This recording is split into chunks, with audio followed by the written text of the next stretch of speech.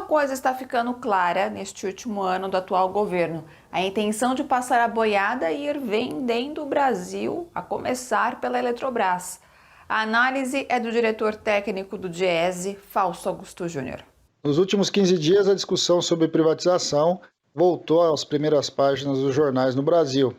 Primeiro, porque a concessionária de Singapura, responsável pelo aeroporto do Galeão, resolveu devolver o Galeão para a União, o que coloca um debate sobre, afinal de contas, que tipo de concessões são essas, que tipos de privatização são essas, que no final das contas, quando a empresa tem algum prejuízo ou tem algum risco de prejuízo, ela quer rever os contratos, se não devolve para o Estado. A outra notícia que nós assistimos ao longo dessa semana foi a discussão sobre a privatização da Eletrobras, na qual o relatório do TCU questiona o valor colocado pela União. E aí se reabre o debate sobre, afinal de contas, quais são os critérios de avaliação e precificação de ativos tão importantes e tão estratégicos para o Brasil, como é o caso da Petrobras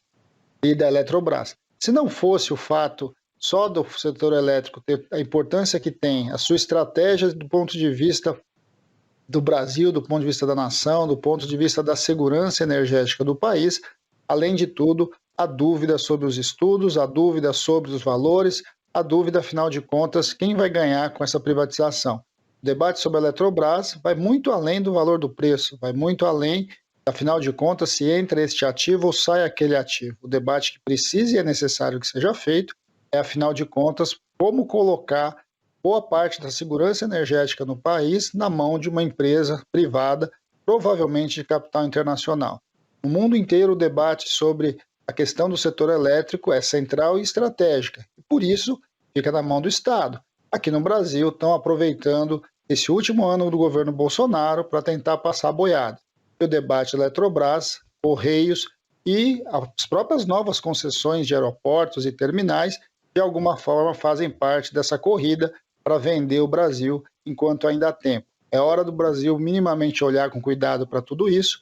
e a população em geral cobrar para garantir a posse e os bens daquilo que é de todos e não simplesmente daqueles que estão no momento no governo. Quando a gente vê o que aconteceu ali no Galeão, a gente vai assistindo como que esses debates, de certo modo, estão bem longe de ser uns debates transparentes. Ninguém sabe ao certo, afinal de contas, qual é o questionamento da própria concessionária e muito menos qual a posição que o governo vai se colocar agora, após a sua devolução. Então, acho que quando a gente olha para isso, a gente já viu situações, essa não é o primeiro caso de devolução de concessionária, e como essa discussão de revisão de contratos, depois de um contrato firmado, assinado no processo de privatização, já demonstra o quão inseguro é o debate, ou quão pouco é feito, pouco transparente, de certo modo, é feito essas discussões, e muito menos as discussões que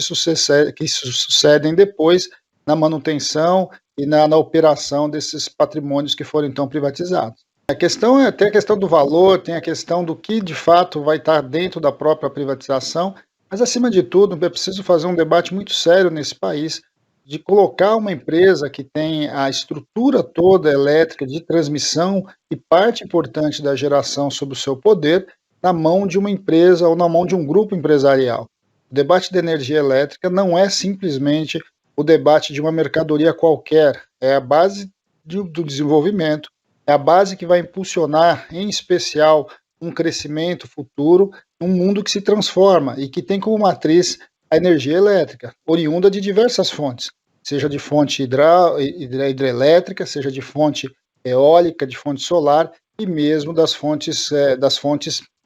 de carvão, enfim, da termoelétrica. De alguma forma, quando a gente fala no sistema elétrico, nós estamos falando de um setor estratégico e que, de alguma forma, não faz sentido colocá-lo na mão da iniciativa privada, que vai ter, acima de tudo, o interesse na lucratividade, e ninguém garante, inclusive, que esse patrimônio seja passado de um proprietário para o outro, simplesmente deixando a população brasileira e a soberania do país em risco.